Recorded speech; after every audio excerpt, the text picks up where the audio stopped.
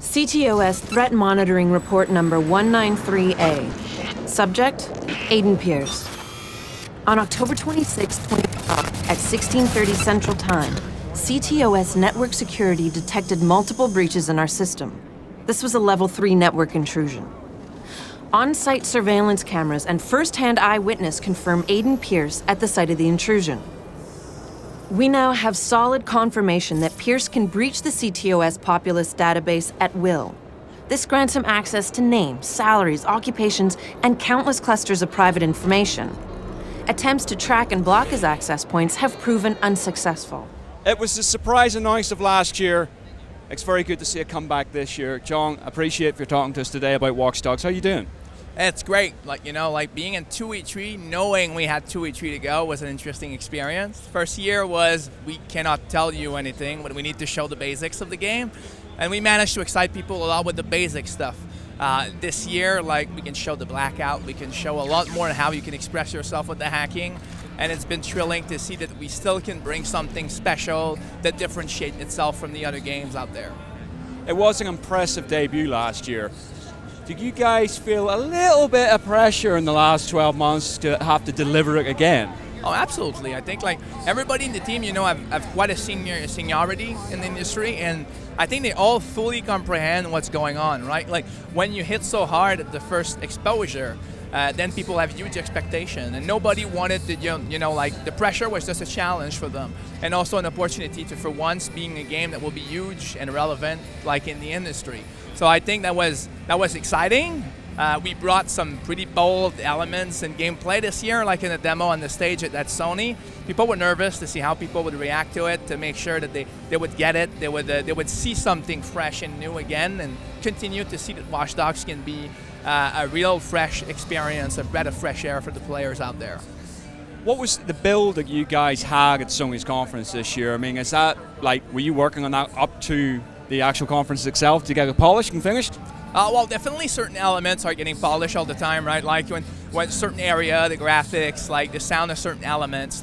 Demos are an interesting thing because you can always see them as a barrier, like a challenge that you need to put on top of making the game. But when you're making the game through your demos, when it's real systemic stuff, what's interesting to do is you can make sure that certain systems that are hard to accomplish are going to be done by putting them on those demos. Like protecting someone from a distance using cameras is complicated to do from an AI standpoint, because any time in a demo, Aiden could decide to just join with guns and gun blaze everywhere, and the AI needs to react to that as well.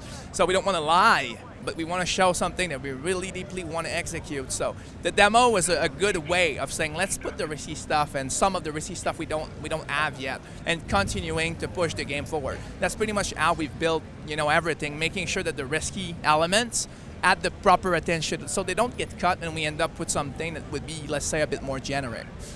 Well, from the demo and from what we've seen, Pierce always does seem to have the upper hand. I mean, using the city against everybody. So how do you balance out making sure it's not too easy for the player? I mean, is it harder enemy AI? What's the course there? There's definitely the consequences of how you fucked it up. If you get detected, if someone, for example, in the demo, as soon as you get detected, you need to protect someone at the same time as you, and they're all going berserk in an emergent way. So it's pretty hard to deal with that situation. So it brings the player to want to think. To want to apprehend the situation in a smart way. And it's a nice way of doing it. Instead of going and balance everything out so that people can just shoot everybody without caring, you bring in a situation where if you want to shoot everybody, you better be good at it. And that's fine. If you're good at shooting and that's what you want to do, you're going to receive your challenge. But if you think a little bit more, then you're going to be rewarded by having the consequences of being detected to be less hard. So you need to almost see it like a cycle.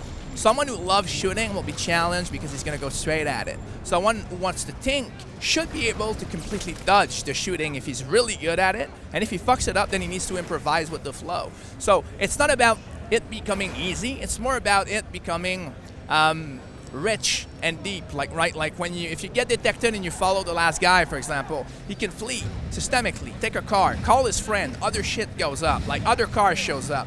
So when you have all of those consequences arriving systemically, then it's art in itself because you don't know what's going to happen. You need to fix the problem, and the AI seems to outsmart you sometime with something you didn't expect or a curveball. So in the end, there's a pretty good balance between the difficulty and what you can express yourself with. With the mechanics we've seen where you're interacting with cameras, you're hacking phones and stuff like that, I mean, it feels like possibly players could be completely overloaded with the sheer scale and range of things they do. How are you paring that down to make sure that the mechanics are low enough that it doesn't make you think, I'm completely lost here, but at the same time giving enough diversity to a player control? It's a great question, like absolutely. Like we start slow, you know, like when you start the game, you are hacking, that's one thing. Like we really want to make sure that during the first mission, at the beginning of the open world, you're already Aiden Pierce, you're already playing in a different way. We don't want it to become like, okay, it's a third-person shooter for a while and then we introduce tech. Like people know how to navigate and shoot, and we have pretty good mechanics for that. We've done that in the past at the studio, so it's pretty straightforward. But when it gets to the hacking, we have a tech tree. The player gets introduced to the basic and the first stuff like hacking cameras, tagging enemies, observing them is something that they're going to do in a pretty safe situation first. But we never want to go into this huge tutorial that takes away the controller and those kinds of things. It's more like simple problem you're getting exposed to. You're getting used to this new language that we give the player, and then afterwards we're letting you go. Like the cinematic, not the cinematic, but the systemic behavior of hacking is simple. And the mechanic is just you look at something and you hold X and it happens. We're doing it simple because, like you said, it's a lot of layers on top of each other. And it needs to be layers. If we just give you a situation when you can act and others where you can shoot, then we're just putting our new stuff in a vacuum. We're not bringing you to consider new option 100% of the time. So the hard part for a designer is not only to make sure that this is accessible for the player and to understand, it's also to make sure that they understand they can use it all the time. Because if I give you a gun and you go into a situation, you know how to handle a gun, you know it's efficient, you're going to go with the flow. So the hard part is to make you consider what you never considered before. And for that, it needs to be rewarding, efficient, and fun. The E3 trailer for Watch Dogs leaked a couple of days earlier, but it was under the username Aiden Pierce. Was that a plan for you guys from the start? It was not a plan, actually. We really got that leaked. I mean, leak stuff is a common ground. That's part of what we're talking about on Watch Dogs. It's kind of ironic. Actually, at this year's E3, there's a bunch of things that are weird for us. Like we have, people talking about Prism. We have people talking about NSA. Like I wake up in the morning and every channel talks about our game indirectly, right? And you had to add the fact that our trailer has been leaked. To me, it's just hilarious. Like you bring it to the table, people they like it, and then we ended up like looking on the Twitter feed, and we were looking at the amount of different link people were copying the trailers into. We were tracking which one was closed, which one was back on, and to me it was almost a mini game about what we're talking about. So the idea that fans of Watch Dogs were searching the internet to find a link that was working is awesome. Afterwards, maybe some people are not that happy that those trailers leaked, but in the end, I think for the players, it doesn't matter. If they like the trailer, that's fine by me. Demo we saw touched upon the idea of Pierce sort of solving should I say the trailer, the human trafficking. I'm just interested to know, I mean, how adult and how mature are you actually taking the game? Well, we really want to go deep into the underground of a city, right? So we have a good spectrum of situation. Human traffic is one element you're going to encounter. We have side mission that digs more into those kind of subjects as well. So you're going to cross. What's kind of cool is you cross path with certain thing that happens. If it shocks you as a vigilante, you can decide to dig and fix those problems on the side on top of your situation. And then you have everything else that's going on in the city.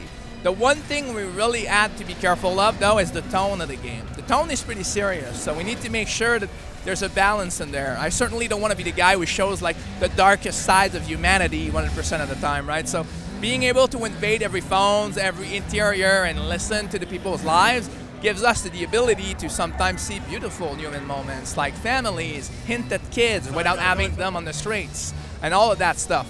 So it makes it possible for us to respect the player a bit and show that, Chicago is not a single dark story. It's a lot more sophisticated than that, and then we don't create this hopeless look on humanity. I was going to say, I mean, do you have to find yourself injecting a morality here to what he's experienced? Well, there's definitely a morality system in the game. Like there's something called a reputation. The slight difference is it's a gray system. We didn't want to go and say this is good, this is bad, you are good or you are bad. It's a lot more gray than that, because in life we're all gray. Sometimes we do bad stuff, and it's all about why you did this thing that makes you who you are. That's true for everybody. So when you play the game, if you kill cops, if you hurt cops, if you try to flee cops instead, that's going to change how the reputation will go for it. They're not going to give you point, but they're going to give you a sense of good versus bad. Then the media will report those things. People will comment about it. Then media can pop up with your face on it, and you need to deal with it in a situation. So anytime those things occur, create back a loop to ethics. If someone see you in the television, look at you and like, Jesus, call the cops, what do? You destroy the phone like we did? That doesn't kill anybody, and that's a lot better. If you shoot him in the face, other people look at you shooting a man in the face, and then they start calling the cops again, potentially, unless they're scared. So you could point a gun, the guy freaks out, decide to not call. Break the actual thing, or if there's a bunch of guys talking, you can hack all of their phones to shut them down. So you're more a vigilante in the kind of vigilante you want to be. You're not by default a criminal. And that's, I think, an important way to not insult the player's intelligence. You know, we're dropping you in a well with a gun. That's a big deal. If you want to be careful about it, we should give you a character that's smart enough to understand his context, and he should give you this ability. Okay. Well, Watch Dogs was one of the first games that we sort of knew was coming out for next gen, you know, and you guys have probably been spokespersons pretty much for next gen since that point. How have you guys found developing? I mean, are you still being surprised by what these machines can be doing? Oh yeah, actually, like it's great to see the new machines give us more ability for, you know, density of people and NPCs, stuff like that. So the next gen is a magnified experience of Watch Dogs, but there's a precision to make, right? Current gen are still something you can exploit to the maximum. And when we started 4 years ago, you know, when you make a game, you don't make a game for a tech. Like, you want to make something, an experience, and if you respect everybody around you that makes that game, you know, experts in physics, AI, like animation, if you can tell them why and where you want to go, and if they want to jump in and go with you, then you need to let them teach you what's possible. Often we design stuff by inventing constraints that don't exist. But if you let an expert in AI tell you what's possible to do around the corner, he can surprise you a shitload. So that's where I think it gets interesting. So sometimes we saw crazy new stuff on next gen, and then the current gen guys look at it and say, oh yeah, like we're gonna bring it back and we're gonna try and optimize it, and then the next gen guy are like, oh Jesus, that's a smart way to optimize our code, and then they come back and grab that and go to the other side of it. So if you just listen to people instead of just like going, oh, this is the impossible and we're gonna not being able to bring it back, then you can get it to a state of mind where if Watchdog is written on the box, regardless of the box, like regardless of it, it should be respectfully what we want it to achieve. Then the next gen, yes, there's more people. Yes, there's more element in it, more behaviors, reaction in terms of details. But there's no feature cut. There's nothing that is removed from the box, because that's what we wanted to achieve. And I think that's what the player are buying the box for. Listen, thank you very much for talking to us. Thank you very much for your questions. Intercept. Positive confirmation on the suspect at Eden Pierce.